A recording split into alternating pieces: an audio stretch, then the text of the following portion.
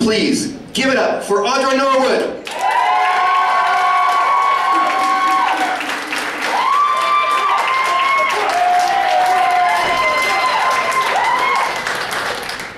So we had our sexual harassment training today, so what I'm going to say, I know it's inappropriate, but in order to cope with my stage fright, I'm picturing you all naked.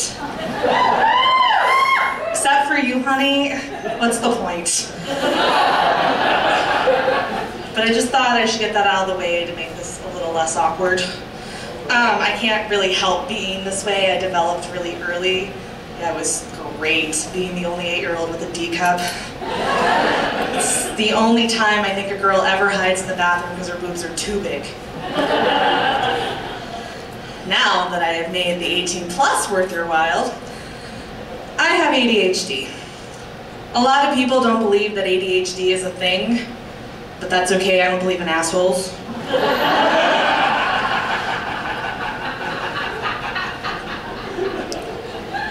People like to assume a lot of things when you have ADHD. One time I just walked away in the middle of a conversation and the person later asked me, is that because of your diagnosis? I was like, no, it's because you were boring and my survival instincts kicked in.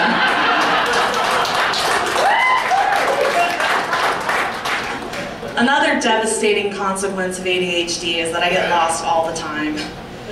To solve this problem, my mom finally got me a GPS. Did you know that it's possible to piss those things off? One time I was driving and I kept missing my turn, and the GPS kept saying, recalculating, recalculating, recalculating. After about the 5th recalculating, with, increasing anger, by the way, it said, turn left into alleyway. Get out of car. Gets beat up. I guess I should have known that the GPS had street connections. It makes my day every time someone groans. After that, I decided to change the voice on the GPS from male to female. I didn't have a lot of problems after that, mostly because it insisted I stop and ask for directions. I got diagnosed with ADHD when I was 22. To this day, my mom still denies that I have it, but the signs were really obvious. For example, I got kicked out of kindergarten for writing upside down and backwards. It wasn't really the writing the teachers minded so much, it was the subliminal satanic messages. I also used to talk to walls in the 6th grade. I used to dream that they would talk back to me, and then one day they did. They were so much smarter than the teachers. It also took me over 10 years to get a BS. I changed my major over 7 times. I would have kept going, but the school didn't have any more majors. So, in my younger years, I decided to try therapy to cope with my ADHD. The best advice I've ever gotten from a therapist is if you put your shoes on in the morning, you are a success. You've accomplished something and you should celebrate. So I do, with a bottle of Merlot and an extra large pizza. And then I go back to bed.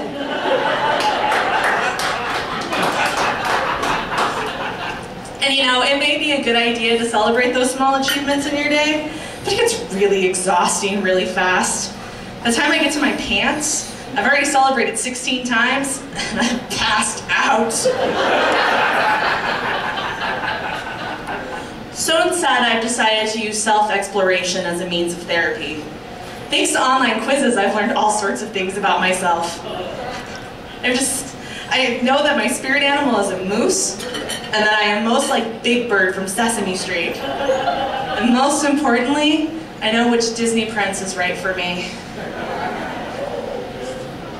Though that one doesn't really matter, they kind of all look the same.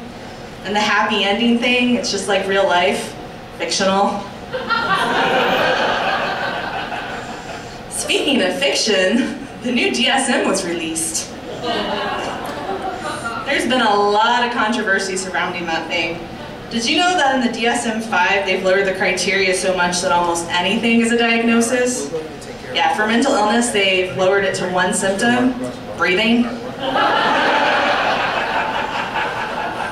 They've also added some diagnoses that you guys have probably never heard of. One of these is Domino's disorder.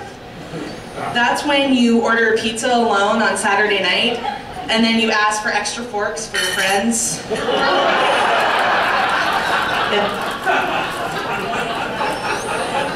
That one comes in 3 levels of severity. There's pepperoni, meat lovers, and stuffed crust.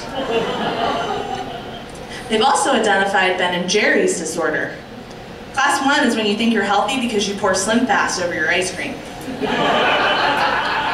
Class 2 is when you eat Cherry Garcia because it has fruit in it. Class 3 is when you have to join AA because of your rum raisin addiction. Lately, I have been learning how to cook. I know I'm doing great because the smoke alarm keeps cheering me on.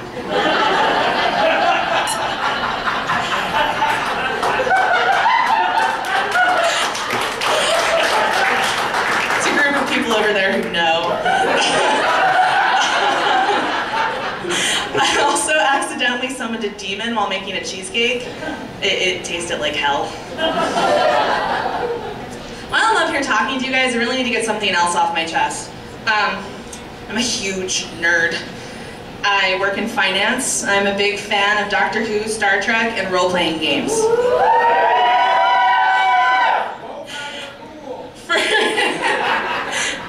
For you guys who don't know what that is and are thinking it has something to do with whips and chains, it doesn't.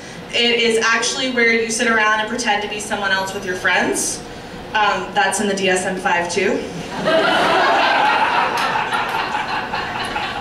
Though my favorite of all my nerdy loves is Star Trek. But I kind of realized that being a Trekkie is a little bit like having a mental illness. People avoid talking to you when they find out. They put you in rooms with other people like you. They like to call them conventions. And in both cases, you get to see aliens. The only difference is that the aliens on Star Trek are hot. Anyway, I am very lucky. I have found another geek to fall in love with. We have a lot in common, including we're both kind of huge introverts. So one time I thought I was being funny and I was like, "Hey honey, how many introverts does it take to change a light bulb?" He looked at me and he replied, "Why does it have to be a group activity?"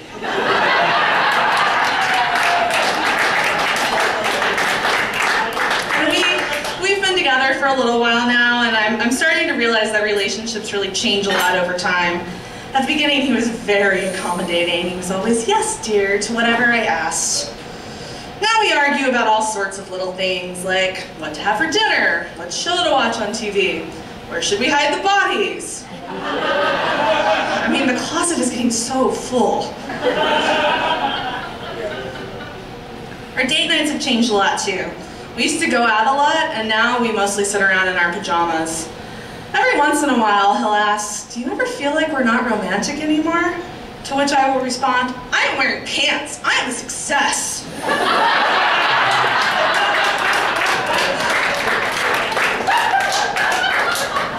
One thing that definitely keeps us going, though, is board games. Board games they should really be a part of every couple's journey together, because there are so many things you can communicate with board games that are just hard to put into words. For example, Monopoly is a great way of saying, "Honey, we're bankrupt."